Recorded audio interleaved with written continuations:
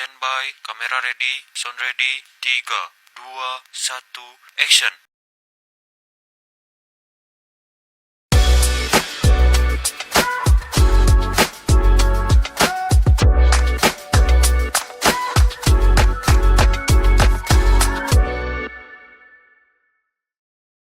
Ya, halo teman-teman, selamat datang di For Class, For Quiz Klaten Sharing and Story. Nah, di sini kalian bersama saya Ridho Prastondo Pangestu dan Safitri Ramadhani.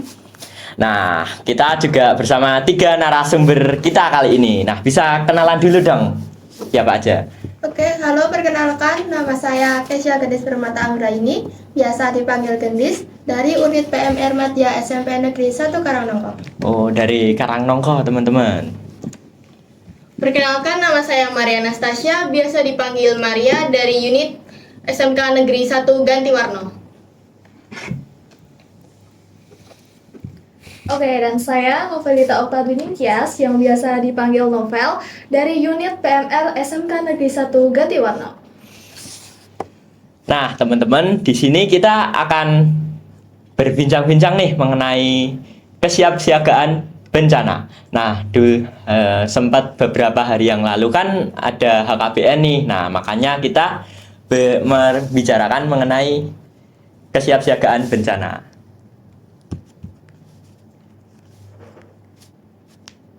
Ayo. Oke, selanjutnya aku mau bertanya sama teman-teman nih.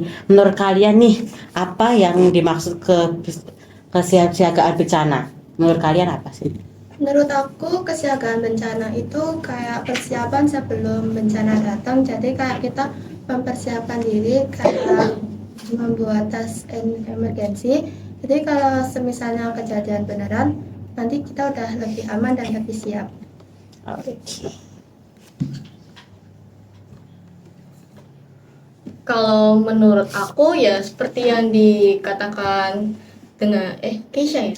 Keisha, kalau kesiapsiagaan bencana itu upaya kita untuk intinya kita ngerti gimana ketika bencana itu terjadi, kita tahu apa yang aja yang harus kita lakukan. Kan, ya harus tahu ya. Iya. Jangan sampai ada bencana langsung bingung gitu ya. Iya, benar banget nih. Saya juga setuju dari dua rekan di sebelah saya ini. Kesiapsiagaan bencana itu adalah upaya kita dalam menanggulangi bencana. Kan kita kan nggak tahu ini bencananya akan datang kapan, jam berapa gitu nggak tahu ya. Iya. Jadi kita harus menyiapkan dari jauh-jauh hari, mulai bisa dari kita membuat simulasi bencana di sekolah ya umumnya. Iya. Nah, terus kita juga benar tadi tas Emergency. tas ya. Itu menurut saya penting banget, soalnya ya kembali lagi kita tidak tahu kapan, di mana dan bagaimana bencana itu terjadi. Begitu. Ya, ngomong-ngomong soal itu sih, orang-orang di sekitar kalian tuh sebenarnya aware nggak sih mengenai bencana? Siapa dulu ini? Oke. Kalau di lingkungan saya ya pribadi Iya. kurang, sangat kurang. Iya. Contohnya di sekolah. Di sekolah itu masih banyak teman-teman yang membuang sampah sembarangan. Terus kalau seumpamanya kita disuruh gotong royong itu masih agak pada malas-malasan. Terus kalau di lingkungan rumah juga seperti itu.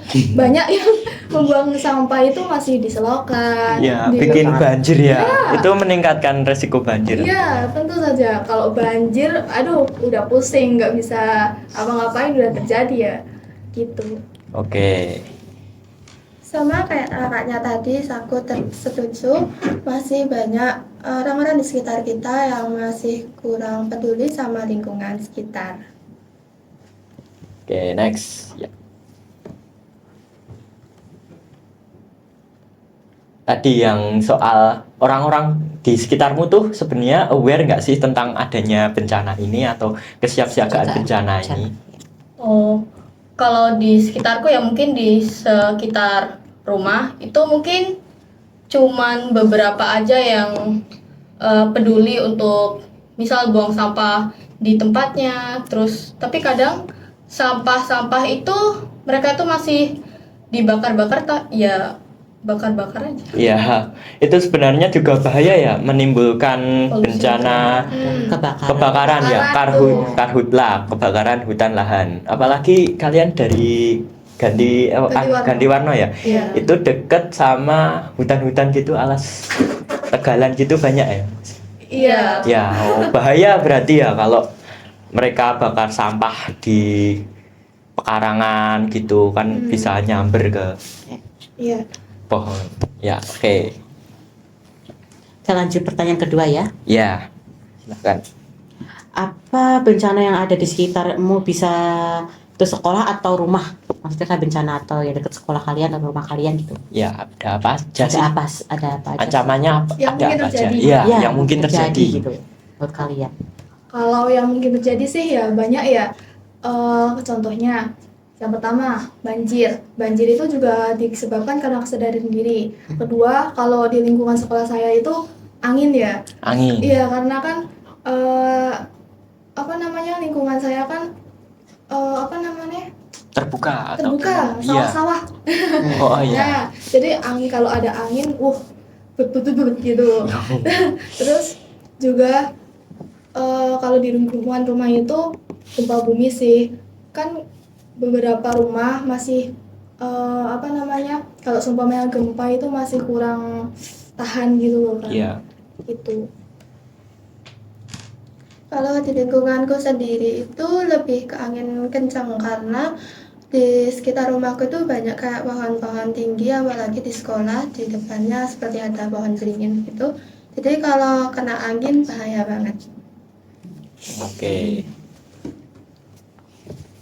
Mungkin kalau di lingkungan sekolahku yang paling memungkinkan itu paling cuman gempa, karena kan ya gempa kan kita nggak tahu kapan terjadi, terus Iya. gimana bisa terjadi, kan itu juga mendadak. Kalau mungkin di lingkungan sekolah ya bisa banjir, terus angin puting beliung juga. Oh ya, apalagi ya di Gantiwarna dulu itu tahun 2006 ya kalau nggak salah, itu terkena Iya. gempa, dampaknya yang paling Parah. Paling parah. paling parah. Ya di sana ada sesar ya katanya. Iya. Ya, ada. Oke, ya dari kondisi tersebut itu yang buat lingkungan kalian itu rentan terhadap bencana ada apa aja sih? Coba. Ya. Oke, yang pertama ya kondisi lingkungannya. Kondisi Ya. lingkungannya maksudnya kurangnya pohon, Ya. terus saluran air yang kurang juga. Terus yang kedua, yang tidak kalah penting itu kesadarannya. Oke. Kalau seumpamanya mereka sadar, mereka tidak membuang sampah sembarangan, mereka bisa menghijaukan lingkungannya, itu kan akan mengurangi ya. Ya. Jadi yang kedua ini yang menurut saya signifikan, itu yang mempengaruhi. Kalau menurut aku itu karena orang-orang di sekitar sana kurang merawat pohon-pohonnya, kurang memperhatikannya aja. Oke, ya. Kalau untuk di sekitarku mungkin pohon itu masih banyak, masih banyak yang tumbuh, maksudnya berdiri belum ada penebangan. Tapi untuk resapan air di sana itu kurang, jadi kadang itu kalau hujan deras resapan airnya itu kurang, jadi bingung mau ngalirnya kemana, terus jadinya meluap. Oh ya, dari tadi itu menyinggung tentang lingkungan, masalah lingkungan, kebersihan. Jadi rata-rata ini hampir sama ya, kurang lebih ancamannya ya, ancaman lingkungan. Ya emang sih di sekitar kita ini ya sedang banyak marak adanya penebangan pohon. Oke. Jadi ya kita harus menanam pohon ya untuk mengurangi penghijauan. Memang perlu sih. Sekarang itu ancaman itu nggak cuman gempa bumi ternyata ya. Pikir-pikir ternyata juga lingkungan juga ya. Terus apa usaha kalian untuk mengurangi ancaman tadi? Nah, usaha kalian apa nih untuk mengurangi resiko tadi? Ya, monggo. Oke, kalau usaha ya tentu saja pasti ada. Kalau di lingkungan rumah itu setiap 1 minggu sekali, kadang itu ada bersih-bersih lingkungan, bersih-bersih selokan, bersih-bersih ya gitulah. Terus kalau seumpamanya di lingkungan sekolah udah banyak juga, setiap 1 bulan sekali itu nanti juga bakal ada gotong royong bebersih lingkungan. Terus juga simulasi bencana. Terus Ya, kita ya, juga itu sudah harus. menyiapkan tas emergency Ya, kalau seumpamanya emergency. bencana itu terjadi. Kita juga sudah aware ini ke teman-teman PMR di SMK Negeri 1 Gantiwarno, bagaimana caranya menanggulangi agar tetap tenang, agar tetap tidak panik gitu loh, Ya, Kak. kondusif ya. Ya, kondusif. Lalu juga kita sudah mengajarkan bagaimana cara untuk pertolongan pertama ketika bencana itu terjadi. Begitu. Ya, oke, bagus sekali. Sama kayak kakaknya Ya. tadi, di lingkungan rumahku itu setiap 1 minggu sekali atau 1-2 bulan sekali kita bakal kerja bakti membersihkan lingkungan. Kalau di sekolahku sama kayak kakaknya tadi, kayak simulasi bencana sama dikasih cara-cara ketika ada bencana begitu. Ya, Untuk di lingkunganku sendiri, mungkin setiap 1 bulan sekali juga melakukan kegiatan gotong royong, bersih-bersih selokan, bersih-bersih lapangan yang mungkin rumput-rumputnya udah mulai tinggi-tinggi gitu. ya. Ada nggak sih kalian kan PMR ya? Ya. Nah, ada nggak bikin suatu kegiatan yang bisa meningkatkan awareness dari warga sekolah itu ada nggak? Tentu saja ada. Kalau dari lingkungan PMR di SMK Negeri 1 Gantiwarno itu sudah ada yang namanya apa namanya? Simulasi. simulasi bencana. Terus juga kita ada untuk pertolongan pertama itu hampir semua PMR di SMK Negeri 1 Gantiwarno itu sudah bisa. Jadi kalau seumpamanya tapi jangan sampai Ya, jangan sampai terjadi. Kalau seumpamanya terjadi itu bencana, mungkin juga sudah bisa untuk menanggulangi gitu loh, Kak. Ya. Gitu. Kalau dari SMP Negeri 1 Karangnongko gimana nih? Kalau di PMR sekolahku kita hanya baru latihan aja karena kita baru SMP kan. Ya, Ya. Kita apa-apa. hanya baru latihan sama baru simulasi aja. Ya, itu udah cukup kok untuk mengurangi resikonya. Oke, dari Gantiwarno. Oke. Nah, emang kita sebagai relawan tuh harus selalu mengedukasi masyarakat mengenai pentingnya untuk aware terhadap bencana ya, teman-teman. Ya, karena emang relawan yang baik itu adalah relawan yang tidak bekerja selama terjadi bencana. Maksudnya ya, jika masyarakat itu sudah aware, nah peran kita sebagai relawan itu, sebagai penolong itu pasti juga akan berkurang, tidak bekerja keras seperti kalau yang masyarakatnya nggak aware gitu, kita harus gini gitu. Nah, itu sangat membingungkan sekali tentunya. Oke, next. Nah, tanya dulu buat kalian nih, perlu nggak sih kita nyiapin tas yang buat kayak bencana lah? Ya. Kira-kira isinya apa gitu kalau ada bencana? Tas emergency ya kalau Iya, ya. kayak bencana. Kalau menurut saya penting banget. Karena apa? Karena kembali lagi, bencana itu tidak tahu kapan, bagaimana, di mana itu bisa terjadi. Dan untuk isinya itu banyak. 1, bisa obat-obatan. Yang kedua, Ya. makanan dan minuman, persediaan makanan lah. Yang ketiga itu peluit. Kalau seumpamanya Oh, cari pertolongan ya. cari pertolongan, kita membutuhkan peluit biar memudahkan gitu loh. Karena kan pada saat itu terjadi pasti kan kondisinya sedang tidak kondusif. Jadi kita sangat membutuhkan itu peluit. Itu. Menurutku juga sama kayak pendapatnya kakak tadi, itu sangat penting. Kalau semisalnya tiba-tiba terjadi bencana, menurutku isinya kayak hal-hal penting seperti obat-obatan, baju ganti, air dan makanan, sama dokumen dan surat-surat penting. Ya, jangan lupa juga foto keluarga. Karena ya berabe kalau kita cari keluarga kita kalau di kondisi darurat bencana itu kan ya pada panik gitu kan. Kita cari keluarga kita kalau nggak ada foto keluarga ya pasti susah ya kan. Oke. Kalau menurut aku tes emergency itu penting karena yang pertama kita kan nggak tahu kapan bencana itu bakal terjadi dan berapa lama berlangsung. Tas emergency itu biasanya diisi dengan obat-obatan pribadi, terus pakaian ganti, makanan darurat yang bisa untuk jangka lama lah intinya. Habis ya udah itu. Ya. Oke, jadi gitu ya. Dari pertanyaan Yang lain. ya. Nah, kalian pernah nggak sih mengalami bencana gitu? Di sekolahan kalian atau di rumah? Atau di kalian? rumah? Iya. Siapa ini? Pertanyaan untuk siapa? Iya semuanya. Boleh, aja. semuanya. Boleh kalian Siapa dulu? siapa dulu? Sharing lah. Ya, Ya, gimana?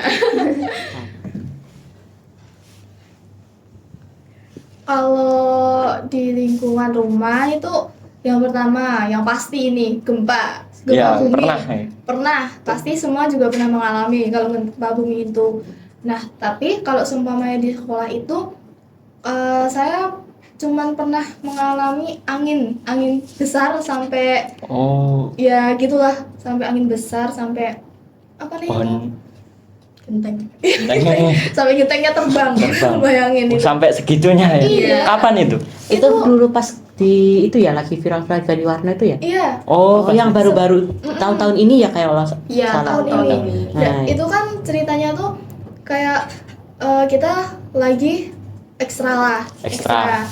Ekstra saya pulangnya terlambat. Nah, pas itu angin besar, terus di bagian timur ya? Timur. Iya. Di bagian timur itu tiba-tiba meledak.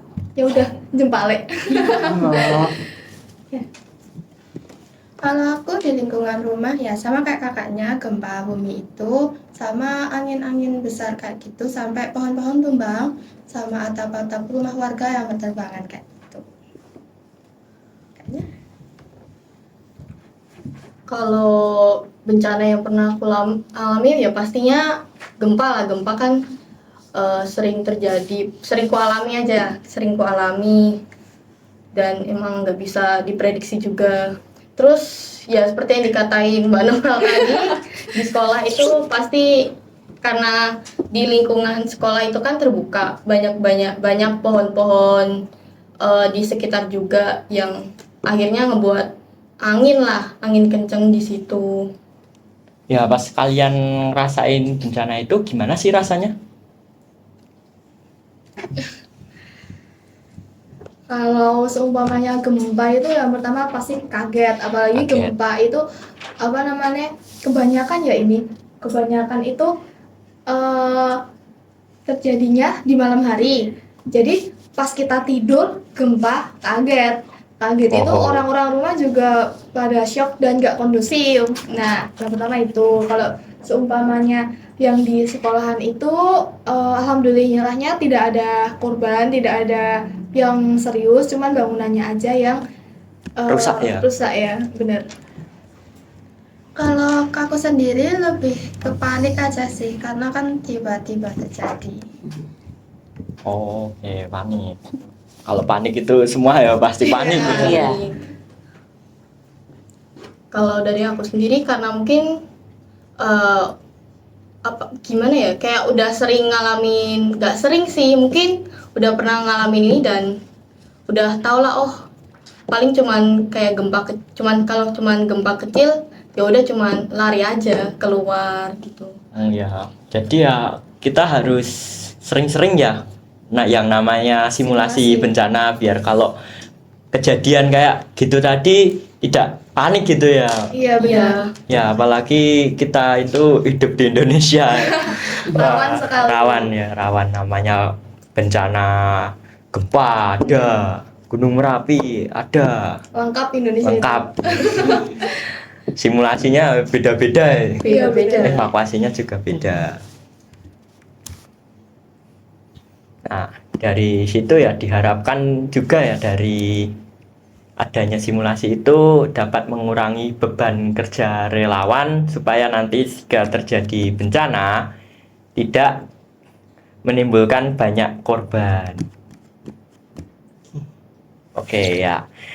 Sepertinya ya sudah cukup sekian perbincangan kita berlima kali ini di acara For Class, For Peace, Klaten Sharing and Story. Oke, terima kasih telah menyaksikan. Selamat berjumpa di pertemuan selanjutnya. See you, bye-bye.